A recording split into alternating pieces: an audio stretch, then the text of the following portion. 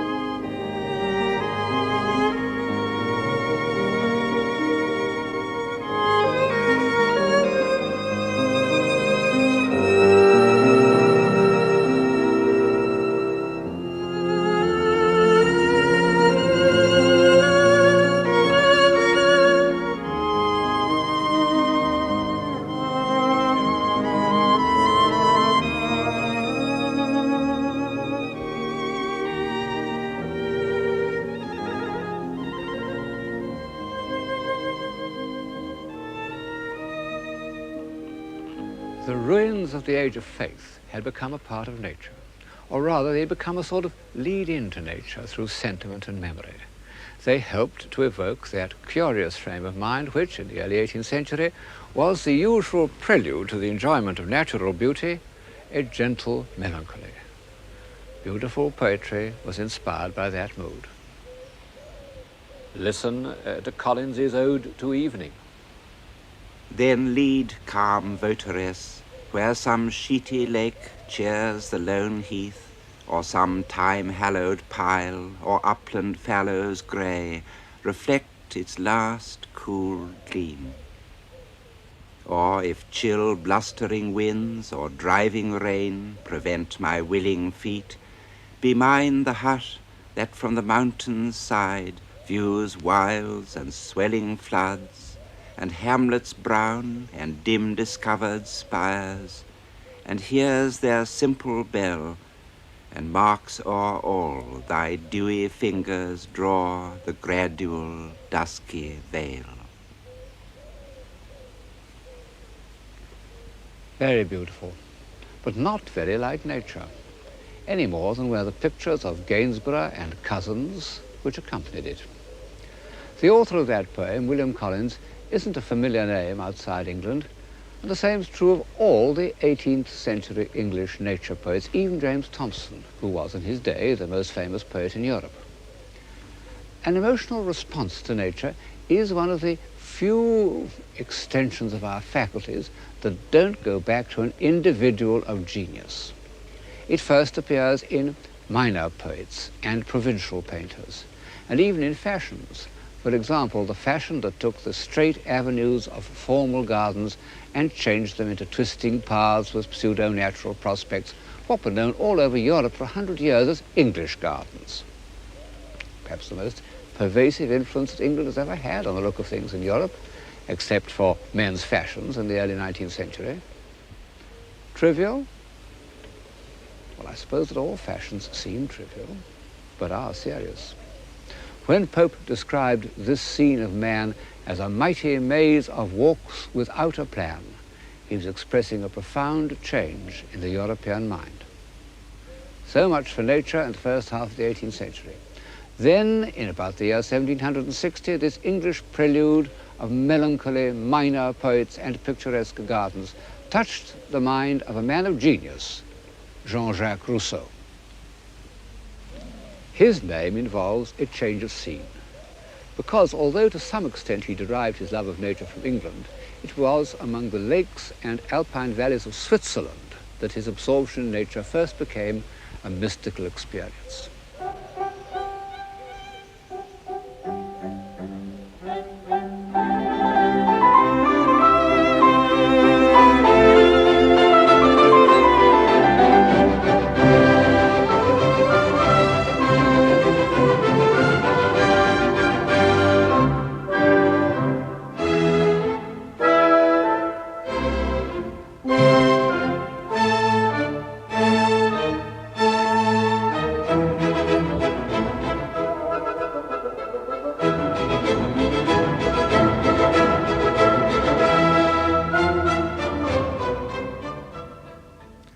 For over 2,000 years, mountains have been considered simply a nuisance, unproductive, obstacle to communication, the refuge of bandits and heretics.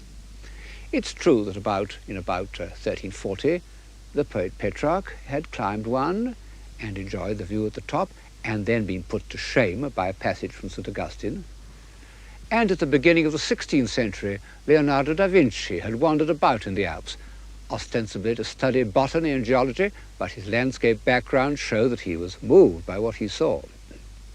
No other mountain climbs are recorded. And to Erasmus, Montaigne, Descartes, Newton, practically any of the great civilizers I've mentioned in these programs, the thought of climbing a mountain for pleasure would have seemed ridiculous. Perhaps I should add that this is not altogether true of the painters. For example, Peter Bruegel, on his way from Antwerp to Rome in 1552, made drawings of the Alps, which show something more than a topographical interest, and were later used in his paintings. However, the fact remains that when an ordinary traveller of the 16th and 17th centuries crossed the Alps, it never occurred to him to admire the scenery, until the year 1739, when the poet Thomas Gray, visiting the Grands Chartreux, wrote in a letter, "Not a precipice, not a torrent, not a cliff, but is pregnant with religion and poetry." Amazing. Might have been written by Ruskin. In fact, I don't think that the full force of Alpine poetry was expressed till the time of Byron and Turner. But in the middle of the 18th century, a good many people seem to have recognized the charm of the Swiss lakes and enjoyed them in a comfortable, dilettantish sort of way. There even arose a Swiss tourist industry that supplied travelers in search of the picturesque with mementos and produced one remarkable, almost forgotten artist, Caspar Wolff, who anticipated Turner by, 30 years. But like the 18th century English nature poets, this is a provincial overture, which might never have become a part of contemporary thought without the genius of Rousseau. Whatever his defects as a human being, and they were clearly apparent to all those who tried to befriend him, Rousseau was a genius, one of the most original minds of any age, and a writer of incomparable prose. His solitary and suspicious character had this advantage, that it made him an outsider. He didn't care what he said. As a result, he was persecuted. For half his life, he was hounded out of one country after another.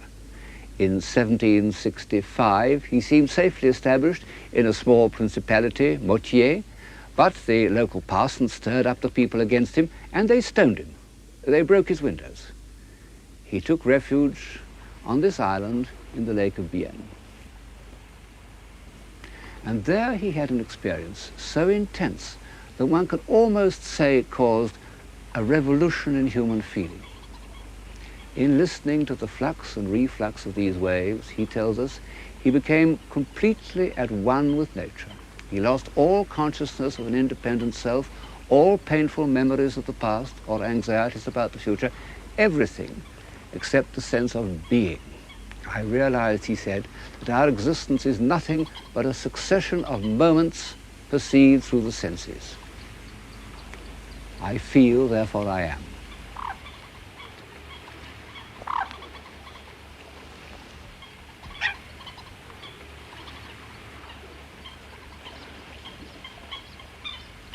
A curious discovery to have been made in the middle of the Age of Reason, but a few years earlier the Scottish philosopher Hume had reached the same conclusion by logical means.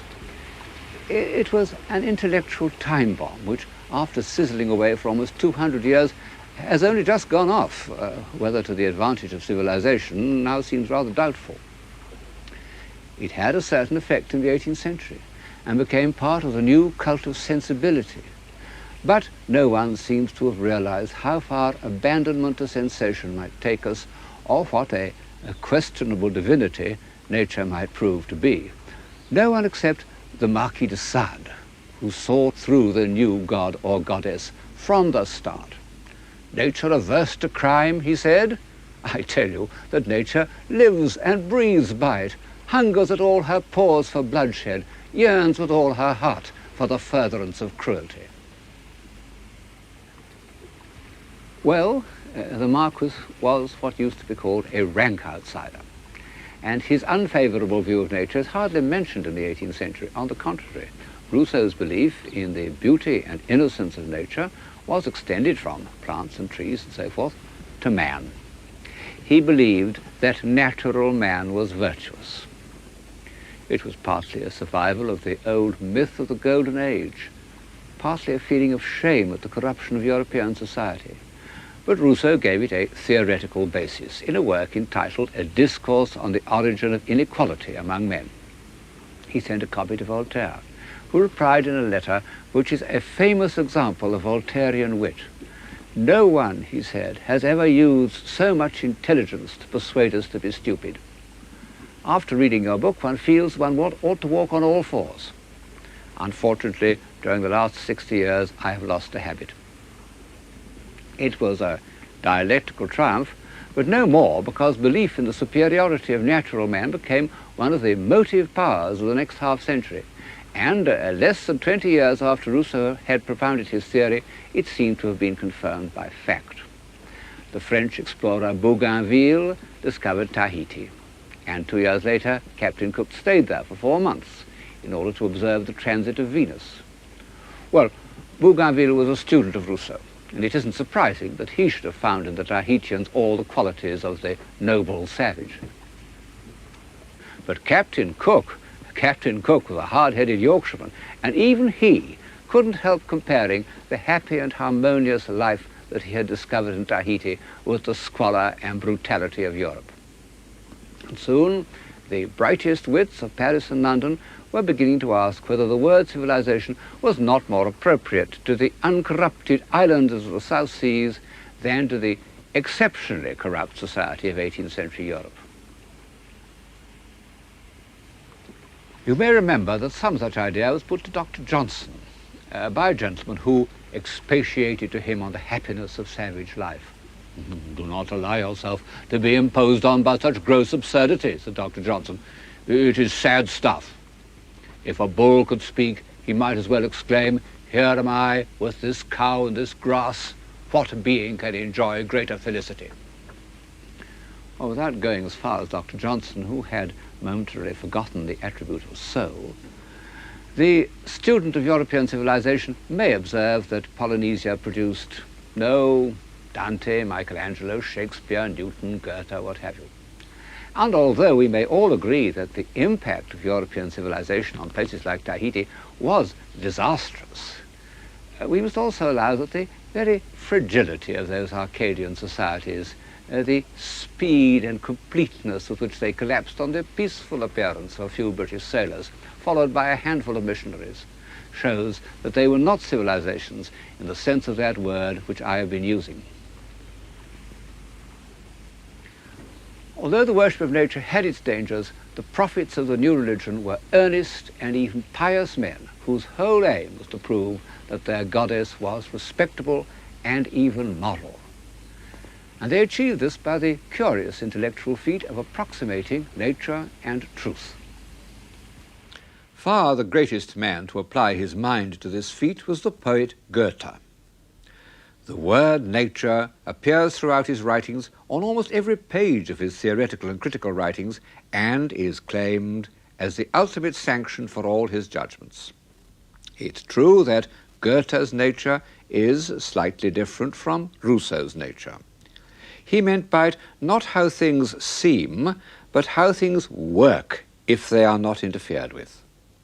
He saw all living things, and he was a distinguished botanist who made his own drawings of the plants he observed.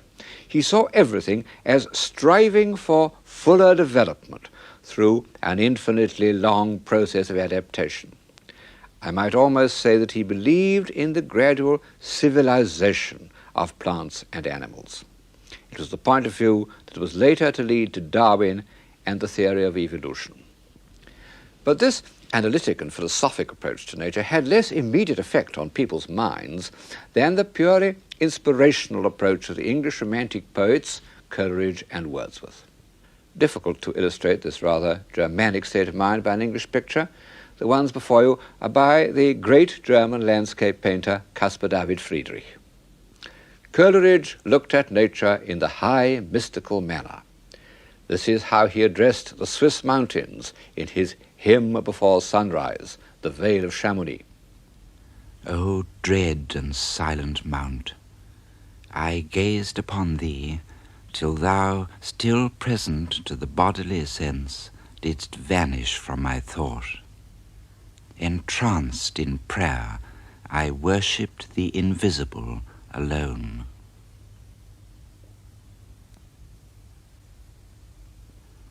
Wordsworth's approach to nature was religious in the moral Anglican manner. Accuse me not, he said, of arrogance, if having walked with nature and offered, as far as frailty would allow, my heart a daily sacrifice to truth, I now affirm of nature and of truth that their divinity revolts, offended at the ways of men. Well, that nature should be shocked by human behavior, it does seem to us rather nonsense. But one mustn't lightly accuse Wordsworth of arrogance or silliness. By the time he wrote those lines, he had lived through a great deal. As a young man, he went to France, lived with a spirited French girl, and had a daughter, and became involved with the French Revolution, an ardent Girondist. But for a chance, he might easily have had his head chopped off in the September massacres. He returned to England, disgusted with the political aspect of the revolution, but not the less attached to its ideals. And he set out to describe in verse the truth about the hardships of poor people, as they'd never been described before. He wrote poems without a glimmer of comfort or hope. He walked for miles alone on Salisbury Plain and in Wales, talking only to tramps and beggars and discharged prisoners. He was utterly crushed by man's inhumanity to man. And finally, he came to Tintern. The abbey is in the valley behind me there. Of course, he'd always been observant of natural beauty. His earliest poems show us that. But in August 1793, like Rousseau on the Isle of Saint-Pierre, he recognized that only total absorption in nature could heal and restore his spirit. He returned to Tintern 5 years later and recaptured some of those first feelings. Though changed, no doubt, from what I was when first I came among these hills, when like a roe I bounded o'er the mountains, by the sides of the deep rivers and the lonely streams, wherever nature led, more like a man flying from something that he dreads than one who sought the thing he loved. For nature then to me was all in all. I cannot paint what then I was. The sounding cataract haunted me like a passion. The tall rock, the mountain, and the deep and gloomy wood, their colors and their forms, were then to me an appetite, a feeling and a love that had no need of a remoter charm by thought supplied, or any interest unborrowed from the eye.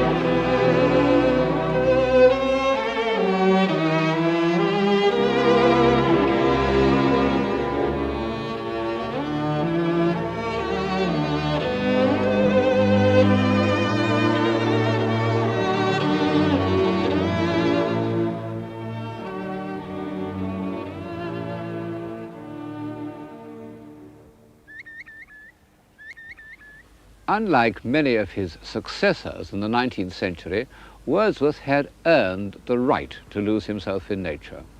So, after all, Rousseau, because the author of The Solitary Walker was also the author of The Social Contract, the Gospel of Revolution. A sympathy with the humble, the voiceless, be they human or animal, does seem to be a necessary accompaniment to the worship of nature, and has been ever since St. Francis. Robert Burns, at the first dawn of romantic poetry, would not have written "A man's a man for a' that" if he hadn't also felt deeply distressed at disturbing a field mouse's nest. The new religion was anti-hierarchical. It proposed a new set of values, and this was implied in Wordsworth's belief that it was based on right instincts rather than on learning. It was an extension of Rousseau's discovery of immediate feeling, but with the addition of the word moral, because Wordsworth recognized that simple people and animals often show more courage and loyalty and unselfishness than sophisticated people. Also, a greater sense of the wholeness of life. One impulse from a vernal wood may teach you more of man, of moral evil and of good, than all the sages can.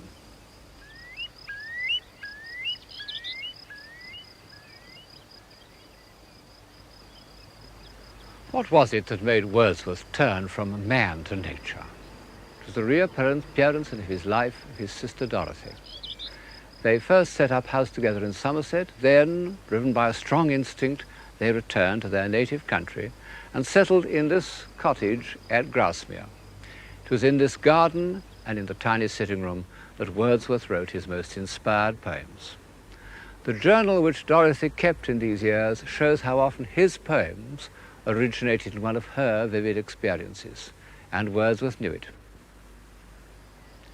She gave me eyes, she gave me ears, and humble cares and delicate fears. In the new religion of nature, this shy, unassuming woman was the saint and prophetess.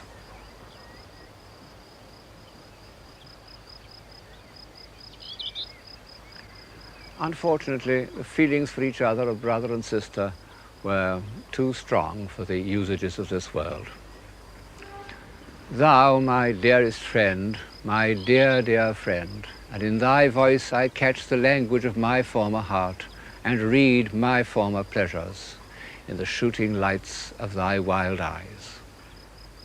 Oh, yet a little while may I behold in thee what I was once, my dear, dear sister, and this prayer I make, knowing that nature never did betray the heart that loved her. The burning heat of romantic egotism.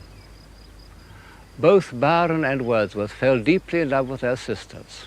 The inevitable prohibition was a disaster for both of them, and Wordsworth suffered most because although Byron became restless and cynical, he did write Don Juan, whereas Wordsworth, after the heartbreaking renunciation of Dorothy, gradually lost inspiration and, although quite happily married to an old school friend, wrote less and less poetry than one can read without an effort.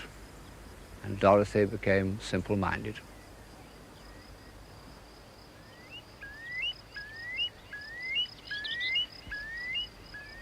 So far, I've illustrated Wordsworth's poems and ideas from the camera's view of nature.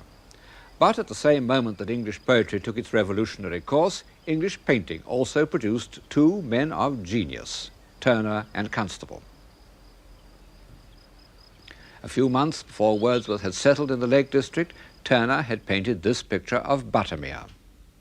Turner, for all his love of the spectacular, was capable all his life of total surrender to a visual impression. What could be more Wordsworthian than the humble passivity with which he's immersed himself in this quite ordinary scene? However, Wordsworth's real kinship was not with Turner but with Constable. They both were countrymen with strong appetites rigidly controlled. They both grasped nature with the same physical passion. I have seen him, said Constable's biographer, admire a fine tree with an ecstasy like that with which he would catch up a beautiful child in his arms. Constable never had the least doubt that nature meant the visible world of tree, flower, river, field and sky, exactly as they presented themselves to the senses. And he seems to have arrived intuitively at Wordsworth's belief that by dwelling with absolute truth on natural objects, he would reveal something of the moral grandeur of the universe. Only by concentrating on the shining, variable surface of appearance would he discover that motion and the spirit that impels all thinking things, all objects of all thoughts, and rolls through all things. Then both Wordsworth and Constable loved their own places, and never tired of those things which had entered their imaginations as children. Constable said, "The sound of water escaping from mill dams, old rotten planks, shiny posts and brickwork, these scenes made me a painter, and I am grateful." We've got so used to this approach to painting that it is difficult for us to see how strange it was, at a time when all serious artists aspire to go to Rome, for anyone to love shiny posts and rotten planks more than heroes in armour. Constable hated grandeur and pomposity, and like Wordsworth, his cult of simplicity sometimes seems to me to go too far. This cottage in a cornfield perhaps isn't quite interesting enough. A constable like this is the forerunner of a quantity of commonplace painting, just as Wordsworth's poems on small celandines and so forth anticipated a quantity of bad poetry. It was rejected from the Academy when it was painted. "Take away that nasty green thing," they said. But for 100 years it would have been one of his works most likely to be accepted. When Constable really trusted his emotions, his rustic subjects do achieve that quality by which, as Wordsworth said, the passions of men are incorporated with the beautiful and permanent forms of nature. In such a picture as The Leaping Horse, the classically simple structure of the lock, the weight of water, the movement of the barges, they're all expressive of man's dignity and determination, just as the sky and agitated trees are expressive of his emotional struggles.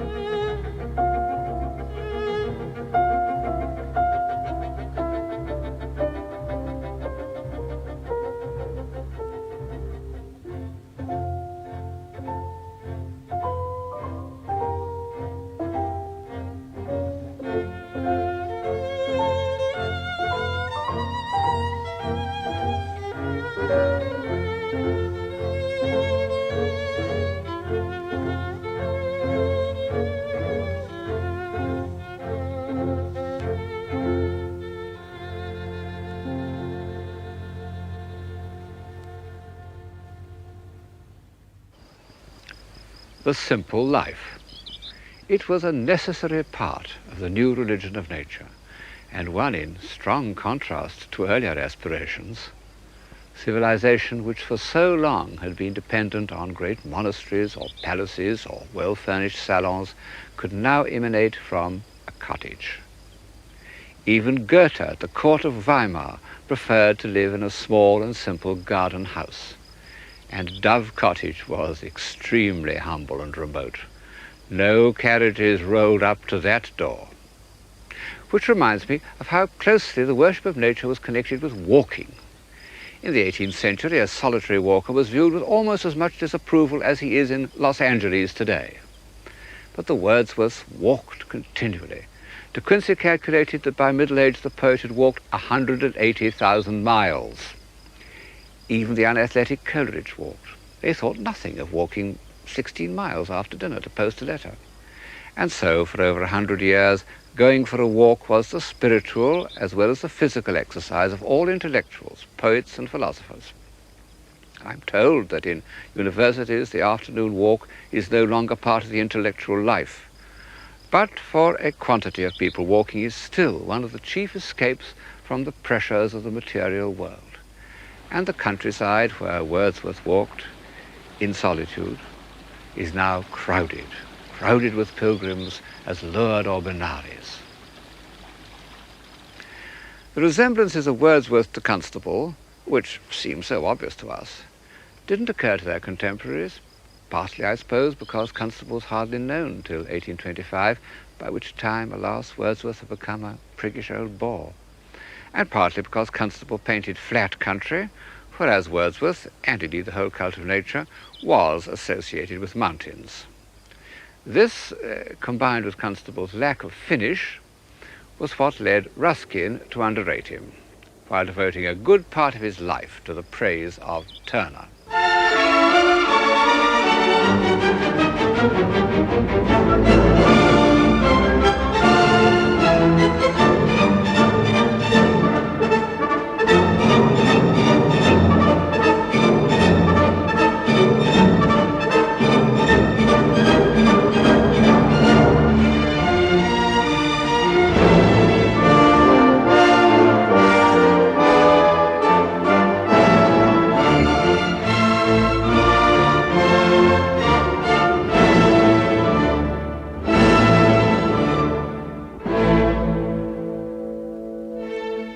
Turner was the supreme exponent of that response to nature felt by Gray in the Grande Chartreuse, what one might call the picturesque sublime.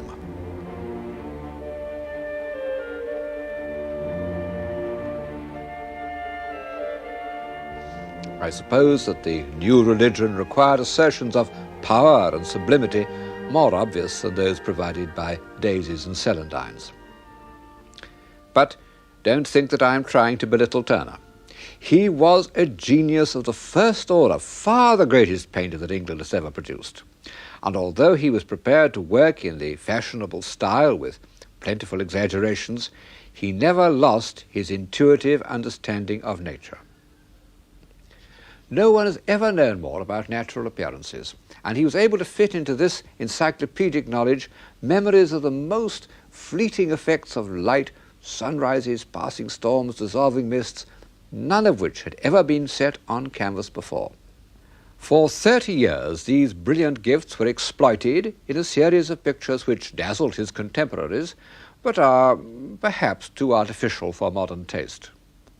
All the time, Turner was perfecting, for his own private satisfaction, an entirely new approach to painting, which really was only recognized in our own day. It consisted of transforming everything into pure color.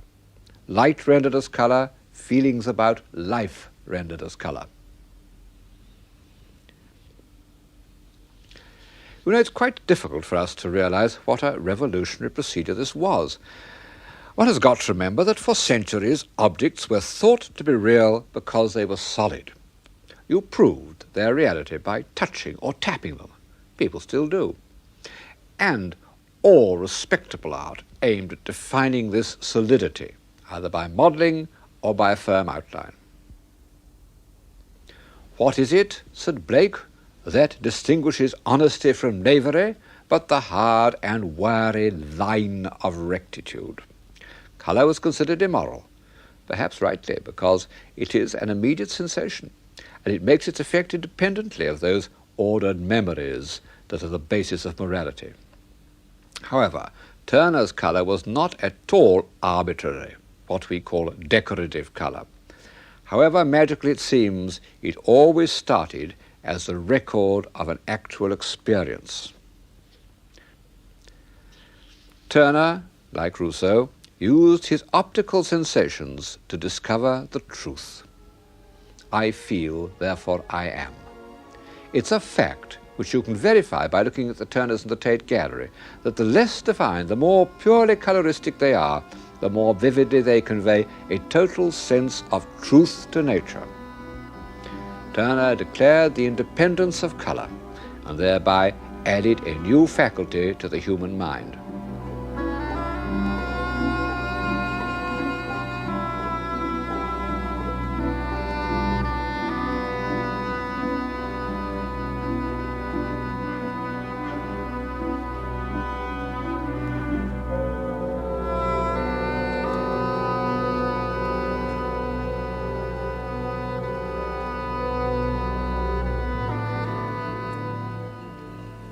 I don't suppose that Turner was conscious of his relationship with Rousseau, but the other great prophet of nature, Goethe, meant a lot to him. Although he had had practically no education, he painfully read Goethe's works, in particular his theory of colour, and he sympathized with Goethe's feeling for nature as an organism, as something that works according to certain laws. This, of course, was one of the things about Turner that delighted Ruskin, so that his enormous defence of the artist, which he called by the wholly misleading title of Modern Painters, became an encyclopedia of natural observation. Just as the Middle Ages produced encyclopedias in which inaccurate observations were used to prove the truth of the Christian religion, so Ruskin accumulated very accurate observations of plants, rocks, clouds, mountains, in order to prove that nature worked according to law. Well, we can't believe in Ruskin's moral law, but when he says, "The power which causes the several portions of a plant to help each other, we call life. Intensity of life is also intensity of helpfulness. The ceasing of this help is what we call corruption." He does seem to me to have drawn from his observations a moral at least as convincing as most of those that can be drawn from Holy Writ. And it helps to explain why for 50 years after the publication of Modern Painters, Ruskin was considered one of the chief prophets of his time.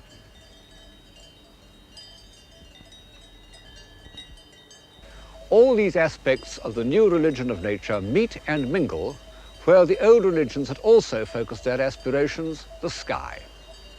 Only instead of the influential movements of the planets or the vision of the celestial city, the nature worshippers concentrated on the clouds. But clouds are very difficult to deal with intellectually.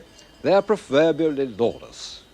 Even Ruskin gave up the attempt in despair. So for the time being, this sky appealed less to the analytically minded than to those worshippers of nature who abandoned themselves to Rousseau's sensuous reverie. The whole mind, said an early writer on Romanticism, may become at length something like a hemisphere of cloud scenery, filled with an ever-moving train of changing, melting forms. Wordsworth put it even better in a famous passage in the first book of the Excursion. Far and wide the clouds were touched, and in their silent faces could he read unutterable love. Sound needed none, nor any voice of joy. His spirit drank the spectacle. Sensation, soul, and form all melted into him. They swallowed up his animal being. In them did he live, and by them did he live. They were his life. Constable said that in landscape painting, clouds are the chief organ of sentiment.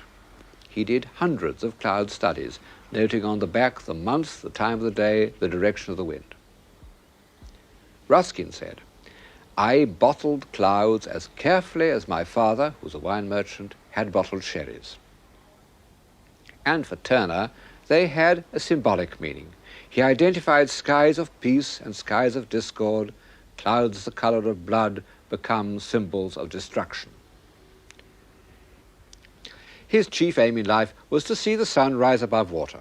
He owned a number of houses from which he could see this happening, and he was particularly fascinated by the line where the sky and the sea join each other, that mingling of the elements which seems, by its harmony of tone, to lead to a general reconciliation of opposites.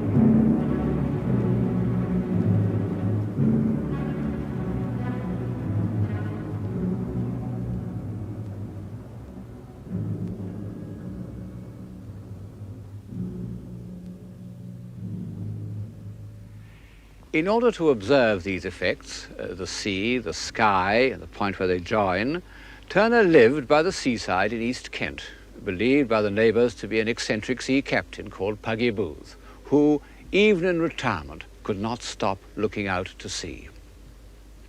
A dialogue between the sea and the sky. Well, it's no accident that the accompaniment of those Turner sea pieces was Debussy's La Mer, written, 80 years later. Turner was the first great artist to paint absolutely outside his own time. Pictures like this have no relation to anything that was being done in Europe or was to be done for almost a century. In 1840, they must have looked as incomprehensible as the works of Jackson Pollock a century later. The enraptured vision that first induced Rousseau to live in the world of sensation had one more triumph in the 19th century. Curiously enough, it also came from looking at ripples, the sun sparkling on water, or the quavering reflections of masts. And it took place in 1869 when Monet and Renoir used to meet at a riverside cafe called La Grenouillère. Before that meeting, they'd both followed the ordinary naturalist style. But when they came to those ripples and reflections, patient naturalism was defeated. All one could do was to give an impression.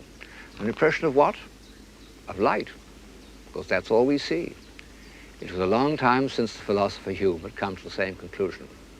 And at that time, the Impressionists had no idea that they were following up a philosophical theory. But the fact remains that Monet's words, "light is the principal person in the picture," gave a kind of philosophic unity to their work, so that the great years of Impressionism have added something to our human faculties, as well as delighting our eyes. Our awareness of light has become part of that general awareness, so marvelously described in the novels of Proust, which seemed, when we first read them, almost to give us a new sense.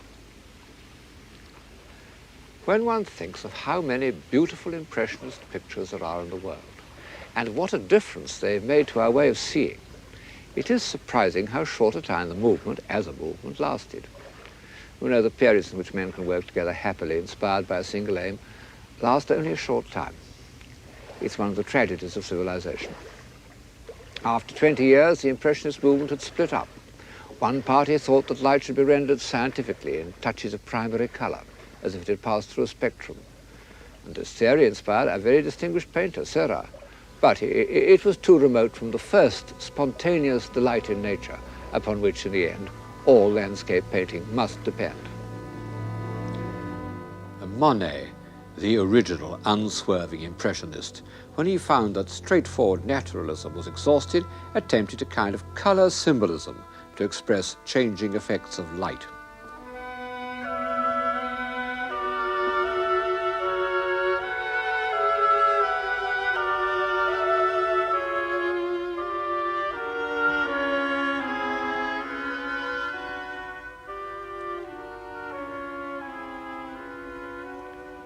Finally, he turned to the water-lily garden which he had made in his grounds.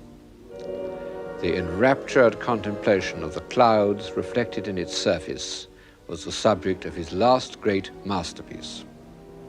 He conceived it in one continuous form, like a symphonic poem. It takes its point of departure from experience, but the stream of sensation becomes a stream of consciousness. But how does the consciousness become paint? That is the miracle. By a knowledge of each effect so complete that it becomes instinctive, and every movement of the brush is not only a record, but a self-revealing gesture.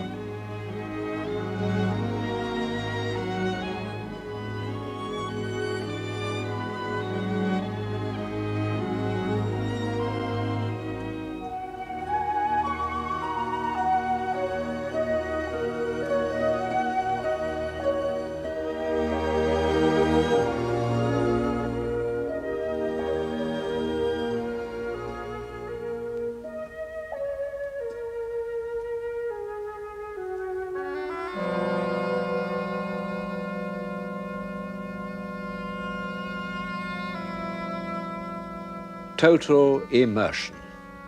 This is the ultimate reason why the love of nature has been for so long accepted as a religion.